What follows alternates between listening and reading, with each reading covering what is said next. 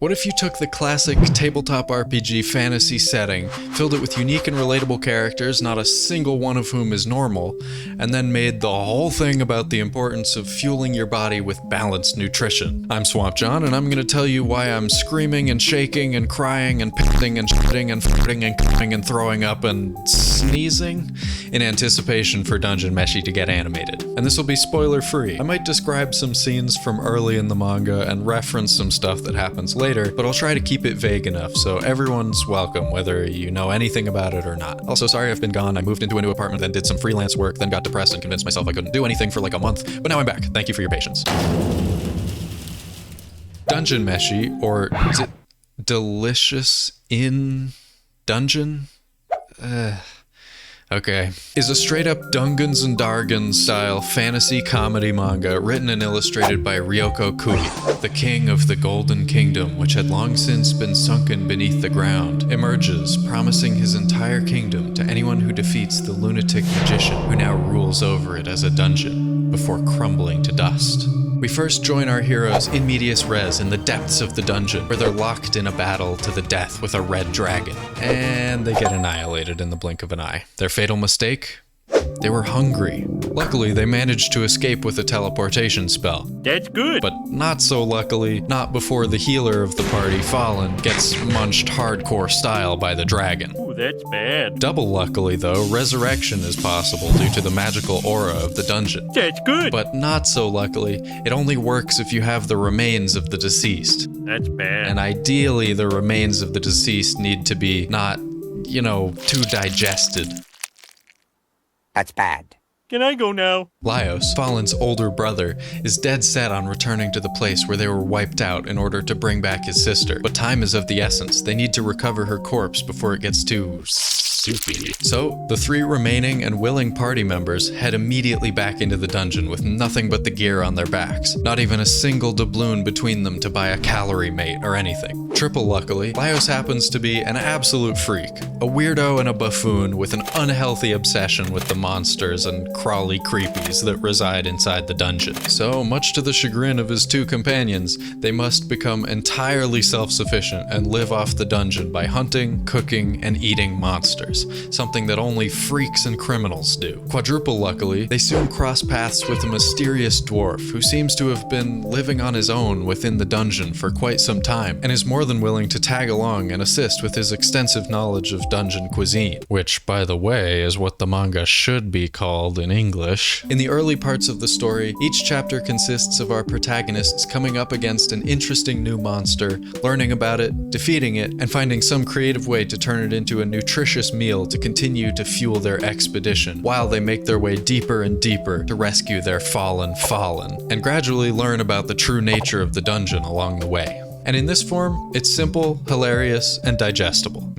Digestible? But it doesn't stay that simple for long. What you thought was a simple little story about cooking in a fantasy world starts to peel back the layers to reveal something much darker and more real, all while never losing its identity as a comedy about the unparalleled importance of having a well-balanced breakfast. But we'll get into that a little more later. For now, suffice it to say, you come for the food, but you stay for the psychological horror, racial geopolitics, and interrogation of the human tendency to be ruled by an endless desire for more, the insatiable hunger that drives you to get out of bed every morning and reach out for what compels you, only to discover that once you reach it, it dissolves into nothing and slips through your fingers, leaving you with only a new, even more insatiable desire for even more. Anyway, beware, there's a new disease that's sweeping the nation. It strikes silently. You won't even know it's there until it's too late. Same face syndrome. Get educated and stay alert. Same face syndrome is something that I see all over the place, even sometimes from people who are otherwise great and unique artists. I love you, Fujimoto, but I don't think it was fully my fault that I thought this was Kobeni when I started Chainsaw Man Part 2. Alright, you get a pass. I know you're just here to make your magical little world where everyone is a perfect supermodel twink voguing their way around the globe. Well, you'll be glad to hear that same face syndrome is nowhere to be found here, because I think one of Kui's biggest strengths is her character designs. The art starts out a little rough and loose, loose, but as the manga progressed, I found myself continuously impressed with the variety that she brings to each new character that's introduced, and there are a lot by the end. Laios is your standard human, or tall man as they're called in this universe because all the humanoid races are considered humans, warrior, with, as I mentioned earlier, an unhealthy obsession with monsters. He wants to know everything about them, including how they taste. He's got kinda a big nose and a slight overbite, which can also be found as a family resemblance between him and his sister, but otherwise he's kinda just your standard Chad. And that plays into his characterization in the series. He sees himself, and tall men in general, as boring and average with nothing special about them whatsoever. It's a fair criticism of the universal fantasy setting that's evolved in our culture over time because, you know, it was invented by humans. But in this case, it's not just a tongue-in-cheek undermining of the setting, it's an integral part of Laios' personality. So much so that when the gang accidentally gets race swapped, he's actually thrilled to have become a dwarf and is in no hurry to get them switched back. His interest in monsters isn't limited to that of a wildlife enthusiast. He literally wants to become one, if that were possible. As an eternal optimist with an indefatigable drive to rescue his sister, combined with an unquenchable thirst for knowledge about the dungeon and its ecosystems, and in general, Laios is the driving force that keeps the crew moving deeper into the depths, but also that keeps getting them into a lot of trouble. Chilchuck is a half-foot rogue and a consummate professional. With his heightened senses, nimble body, and the most professional adventuring experience out of the lot, he's there to help the crew detect traps and secret passages, allowing them to make their way efficiently through the dungeon without wasting too much time. Now, I said that nobody in this world is normal, and I guess that's not entirely true because in an insane world, you do need a straight man. Chilchuck is kinda just a normal guy. He's just there to earn a paycheck. If I were to give one complaint, I think it would be that Chilchuck feels a little bit less developed than the rest of the crew by the end, but as the voice of reason, I guess that's fair enough. Marcille is an insecure but very powerful elven mage who met Fallen in magic school. The two of them have a very close relationship. A very close relationship. And as such, Marcille is just as dedicated to rescuing Fallen as Laios is. She's the most educated out of any of the main cast, and seems to have an almost encyclopedic knowledge of dungeons, monsters, and magic, but only from textbooks. When it comes to real-world adventuring, she's inexperienced and often finds her book knowledge to be a little less useful than she had expected. Marcille is also completely disgusted by the idea of eating monsters, but she forces herself to endure for the sake of her friend.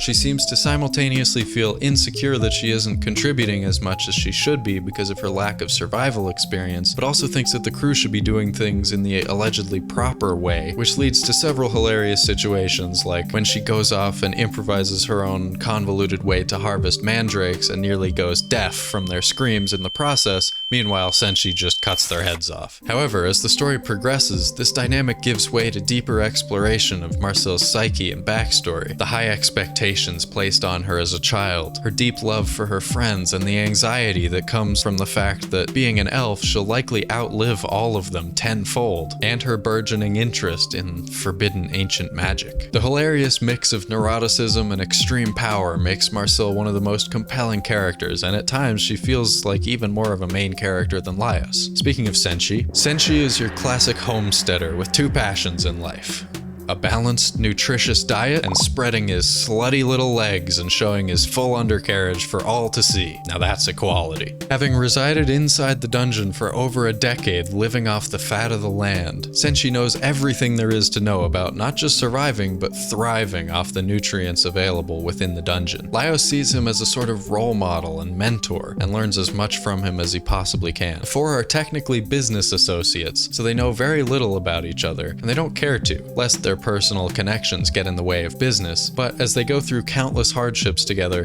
they gradually bond and learn what makes each other tick. Dungeon Meshi is primarily a screwball comedy, and I think it's easy for that type of comedy to find one joke that works and just keep beating that dead bicorn without really expanding on the premise or developing the characters. Instead, Dungeon Meshi spends a lot of time studying its characters through various plot devices like a plethora of monsters that invade a person's mind in various ways, expanding on their personality traits and motivations. By doing so, it's able to leverage those subtle differences between characters to great dramatic and comedic effect, particularly in conjunction with the development of As I mentioned, Dungeon Meshi is essentially set in the world of a tabletop RPG like Dungeons & Dragons. Throughout the world, there are dungeons that pop up and adventurers that venture into them in search of riches and glory. And you can see pretty quickly how this setting shapes the culture and attitudes of the characters. Because resurrection is possible within the dungeon, people tend to treat death pretty casually. It's like getting knocked out. You might lose your gear, and you'll need a good rest and a big nutritious meal to bounce back, but as long as you die somewhere where your body can be recovered, chances are you'll be fine. But Ryoko Kui isn't satisfied with a world that simple. Like the plants that Senshi harvests from the walls of the caves to make hot pot, good world building grows in two directions simultaneously. While the branches and leaves grow outward on the surface, the roots also grow invisibly deeper within the soil. Though the plants in the caves grow upside down, the roots grow up while the branches grow down, so I guess that's not a perfect metaphor, but you get the point. You're smart. You smart. It starts as a pretty insular story of one group of adventurers, much like a D&D campaign. But as the branches grow outward and we meet more characters of different races and geographic backgrounds, with different perspectives on the world and its history, we come to learn more and more about not only the dozens of other dungeons throughout the world, but also the political and economic forces that shape the way that people interact with the dungeons. There's a lot of money to be made venturing into a dungeon, and a new dungeon's discovery inevitably causes a massive boom in the economy of the surrounding area, but they're also wildly dangerous and ever expanding, tending to eventually lead to catastrophic ecological collapse. So how will the wealthy aristocrats in control of the island govern this finite resource? And what happens if powerful people from across the world show up seeking to control the dungeon for themselves? Meanwhile, the roots grow deeper. One of my favorite aspects of Dungeon Meshi is the way that Kui takes existing mystical characters and phenomena and looks at them through a scientific, anatomical lens. While most people just accept that magical monsters exist and act in a certain way by their nature, Laios seeks a much deeper understanding. To him, they're not just unknowable magical creations. They're animals. And like all animals, they have physical bodies, physiological systems of organs, and hierarchies of needs that, if you can understand them, will allow you to much more efficiently defeat and cook them. A regular old slime may appear to just be an amorphous blob of jelly, but to a trained eye, it's actually a fully functioning organism with all the organs required for movement, digestion, reproduction, and homeostasis, albeit gelatinous, translucent, gooey organs. And therefore it stands to reason that with the right processes, you can wash, dry, press, and slice the membrane to create some delicious noodles from something that would have otherwise been considered inedible. And how does living armor move around without anything inside? Which head is the front of a cockatrice? The rooster, the snake, or does it have two separate brains? And what exactly is a mimic? I'll leave you to find out those ones on your own. This ecological curiosity emanates from Laios as well as Senshi, and it spreads infectiously throughout the large cast of characters. And without this deeper understanding of their surroundings as not just a dungeon but an ecosystem, it would be impossible to overcome the challenges it presents. Not to mention, it also makes the cooking montages much more satisfying. I've been watching Dr. Stone recently, and while I have several complaints that I won't get into here, well, except for the fact that Boichi has clearly never seen a human woman in his life.